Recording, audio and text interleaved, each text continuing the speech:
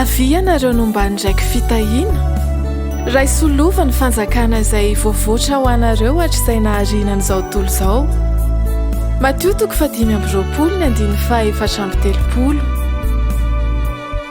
raha vao miresaka ny amin'ny fitsaran'Andriamanitra dia samy matahotra sy sahiran-tsaina avokoa ary rarony tokoa izany. Efa manome antsika taridalina mialoha nefa ny soratra masina araka ny resaka nataon'i Jesosy tamin'ireo mpianany.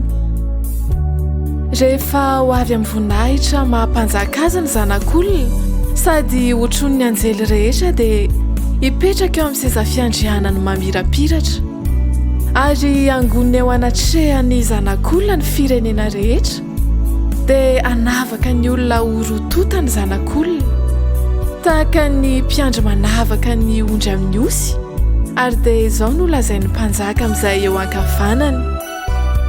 Avy ianareo nombany ndraiky fitahiana ray solova ny fanjakana izay voavoatra ho anareo hatr'izay naharinan'izao tontolo izao.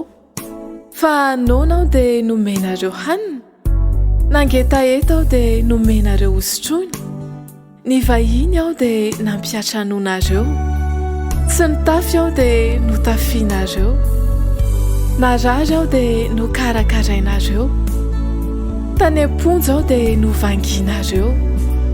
Ary dia anontany azy ny olo-marina ka hanao hoe Tompo, oviana ianao no hitanay noana ka nomenay hanina, na nangetaheta ka nampisotronay, oviana ianao no hitanay dia novalian'ny mpanjaka hoe lazaiko marina aminareo fa arak'izay nataonareo tamin'ny anankiray amin'ireto havako madinika indrindra reto no nataonareo tamiko.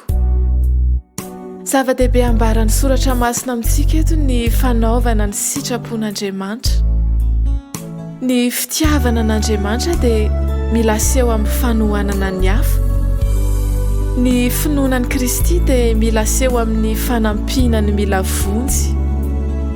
Tompo, tario izahay mba hahaizanay mihevitra ny hafa. Amen.